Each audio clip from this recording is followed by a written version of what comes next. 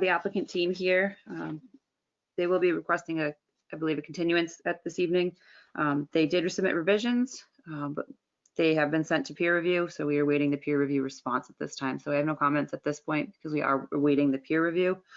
However, the only item that the board and the applicants may want to discuss this evening is that there was an updated traffic report and the traffic element has not been sent for peer review, and you may wish to send that to peer review. I am concerned about cars that show up when the parking lot is full and you've got, a line or cars out in the street waiting to get in the parking lot. So I am concerned about that. When we talk about these, 22 and 36 trips, the number of customers coming, I think it's important to understand that, this isn't, it's not like they're going to, to Target and they're parking and they're an hour later, they're getting back to their car. I mean, these transactions are typically about a 10-minute deal. So when we say that, even if there were 36 customers, there aren't 36 cars there at once. They're really getting in and out of there in about 10 minutes. Well, I admit I really didn't anticipate anybody getting a shopping cart and going inside for a couple of hours. No, so I didn't see that at all.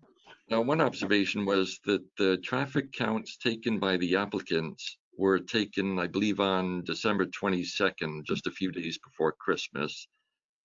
And it's not common practice for engineers to take traffic counts during a holiday week, especially Christmas week. And the reason is that the traffic volumes are definitely skewed and altered. If you recall this holiday season, Christmas was on the 25th, it was a Friday, and then New Year's was the following Friday. So what we tried to do, understand we wanted to get some of the board, was avoid that week between Christmas and New Year's. The choices were do the counts on the 22nd or do them on the 29th. We felt it was more prudent to do it not between Christmas and New Year's because that was the time period where people were far more likely to take time off and have different schedules than normal.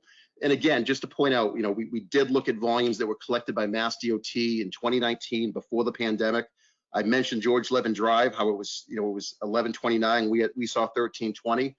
We also looked at the volumes they showed on Kelly Boulevard, and the volumes that we had on Kelly Boulevard were higher than what was observed as well. So, the volumes that we utilized are no lower in any instance, either on Kelly or on George Levin, than what DOT posted as on their website for 2019. I certainly recommend anyone on the board take a look at that if they have concerns. So I'll take a motion then to continue this hearing to Thursday, February 4th, 2021 at 6:30 p.m.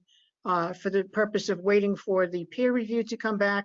The applicant is also directed upon receipt of Mr. Cabral and Mr. Ferris's written comments, questions, concerns, data, etc., the response from the applicant, and the applicant will also consult with the police department upon the anticipated traffic impacts and concerns of the police department for February 4th.